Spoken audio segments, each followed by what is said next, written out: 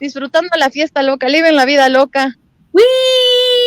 Pues mira, la verdad yo creo que nosotros estamos indignados, pero la que debería de estar prendida de la lámpara es la pobre de Margarita. Oye, no la saca a pasear, no la invita a cumpleaños de gente bonita, de gente fifí, de fifís de verdad, de gente, pues un grado menos de la realeza. A ver si ya está el video del presi, échenlo, Adri. Gracias, Adri.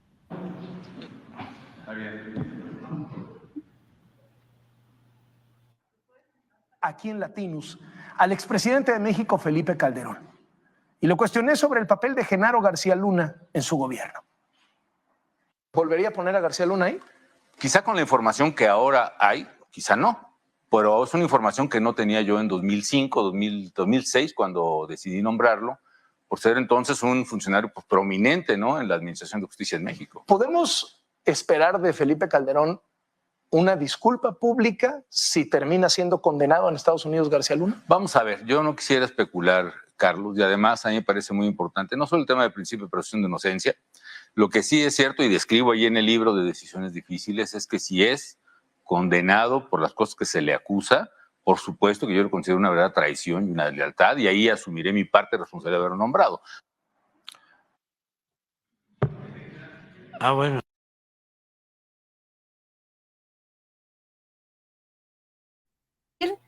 Qué buenas preguntas se lanzó hoy Vicente, porque le hizo decir al presidente cosas que habíamos estado esperando. Yo, la verdad es que vuelvo a repetir que bueno que el veredicto de culpabilidad fue unánime por los 5 delitos, pero volvemos, ahí viene Laura, la pesimista.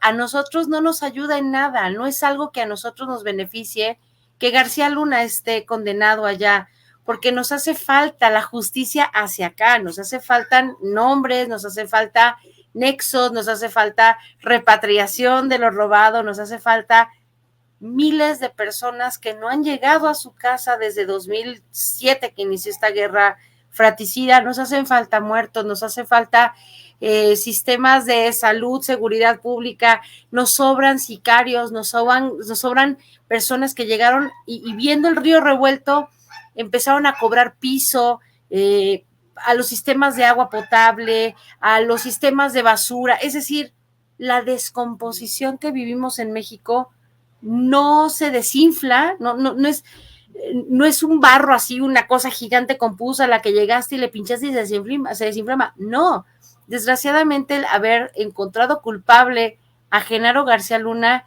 es nada más teníamos razón, o sea, la sabemos que la tenemos, pero no pasa nada. ¿Y por qué no va a pasar nada?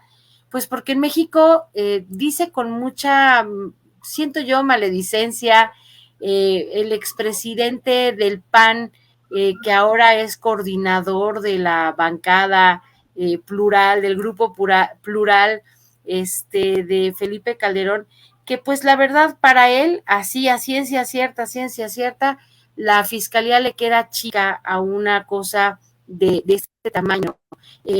A él le parece que no se podría haber procesado aquí en México. A Germán Martínez le parece que la fiscalía no tiene la suficiente fuerza y probablemente tiene razón. Pero te da coraje escuchar a un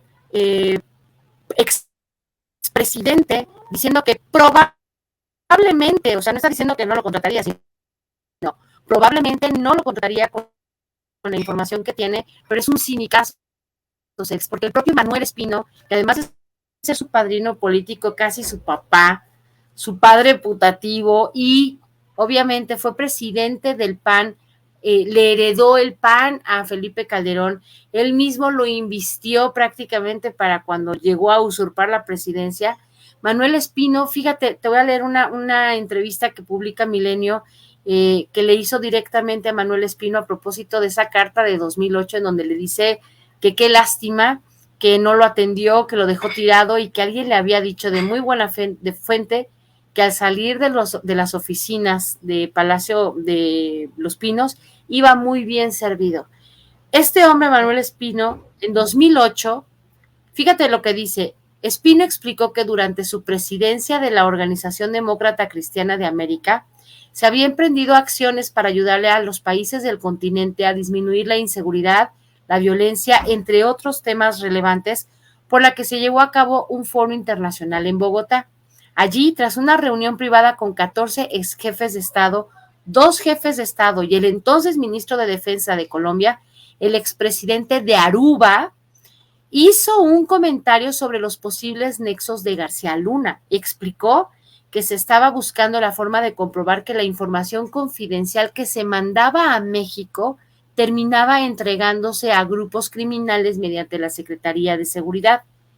Y dice, entre comillas, por eso la preocupación del expresidente de Aruba, dijo en síntesis, García Luna tenía vínculos con el crimen organizado que ya había difundido información sensible a los grupos provenientes de otros grupos de América Latina, comentó. Y luego continúa Manuel Espino diciendo, semanas después de esta revelación, se reunió con Felipe Calderón y le explicó las sospechas de los ex jefes de Estado. Y aunque éste las descartó, se enojó y dijo, son simplemente grilla. O sea, yo no puedo confiar en que vaya a atreverse a venir a México a tomarle la palabra al presidente para que vaya a la mañanera. Tampoco puedo confiar que vaya a cumplir su palabra de dar una explicación tal y como se lo jurito a Carlos Loret de Mola, los montajes, simplemente porque es un ser cobarde. No tiene ni siquiera la decencia de decirle a Margarita, vieja, renuncia y te traigo a vivir conmigo a España, que te valga una sombrilla el fuero, yo aquí te cuido. No, Margarita está solita frenteando, peleándose en la Cámara de lo que necesitamos es un presidente que se agarre de los pelos, aunque no tenga, defendiéndolo, además en un tono, híjoles, que recuerda un poco al de Calderón, y dices, con esto nos vamos a pelear, con un ser que ha borrado de su memoria absolutamente todo, porque vuelvo a repetir, se lo dijo Manuel Espino a Álvaro Delgado, lo ha confesado, se lo dijo a Julio Scherer. Yo lo vi caerse de borracho. Yo, Laura Ceballos, lo vi caerse de borracho. Ya nos contaste, Lau. Sí, tus papás, ¿no? Sí, a mí nadie me lo cuenta. Entonces, si personajes de la talla, digamos, ética a nivel periodístico, como Julio Scherer, o políticos que, pues por más que sean del PAN, merecen un reconocimiento por quienes fueron, como Manuel Espino, viene y te dice, Calderón era un briago, y se enojó cuando se lo dijo en su cara Gerardo Fernández Noroña, y por esa misma pregunta que hizo Carmen Aristegui y la mandó congelar del radio, ¿tú crees que vamos a obtener de él una confesión de culpabilidad? Ahí estábamos viendo a sus hijos también disfrazados, que por cierto, ahora Luis Felipe es un vulgar y dice que su papá sí tiene de estos, y no que el presidente no los tiene. Entonces, creo que jamás, nunca veremos a este sujeto deleznable, vomitable, excrecable, confesar su responsabilidad al comandar, obviamente, a un ejército, a un cuerpo de seguridad contra la población. Eso es lo que no debemos olvidar nunca, Cels, que hacia quien dirigió la guerra fue directamente hacia la población, porque permitió que los grupos delincuenciales de los narcotraficantes se pelearan entre sí y todo el territorio mexicano fuera su campo de pelea. O sea, eso es lo que nosotros no podemos permitir. Entonces, perdón, vuelvo a repetir, fue muy alentador ver, brincamos todos de alegría, sí, pero a nosotros, ¿qué nos deja? El juicio de Genaro García Luna, además, tiene este componente que no hay que olvidarse. El abogado tuvo un logro que parece menor, pero es muy poderoso. Pudo frenar que se indagara después de 2012, porque los nexos de García Luna después de 2012 ya no eran a través del poder, sino del contubernio que se logró desde el poder. Pero entonces de 2012 a 2018 fue espionaje en México, dinero de lavado, nexos con cárteles aquí y allá en Estados Unidos, con autoridades del FBI, de la CIA aquí y allá. Entonces, esa fue, digamos, que el logro del abogado, que no se tocaran esos temas, porque entonces iban a nombrar personajes de la talla a lo mejor de Hillary Clinton o de Barack Obama, porque son con quienes al fin de cuentas se trazó este Rápido y Furioso. Entonces, mira, Cels, yo sigo lamentando profundamente que huestes todavía de Genaro García Luna permanezcan en la fiscalía y sean quienes dan pitazos para que sepa Pereira cuándo venir a descongelar su dinero y todavía haya ese contubernio con las autoridades judiciales para que cualquier juez diga, como a mí no me lo solicitó ningún país por lavado de dinero, te lo descongelo, no importa que sean 21,000 pesos.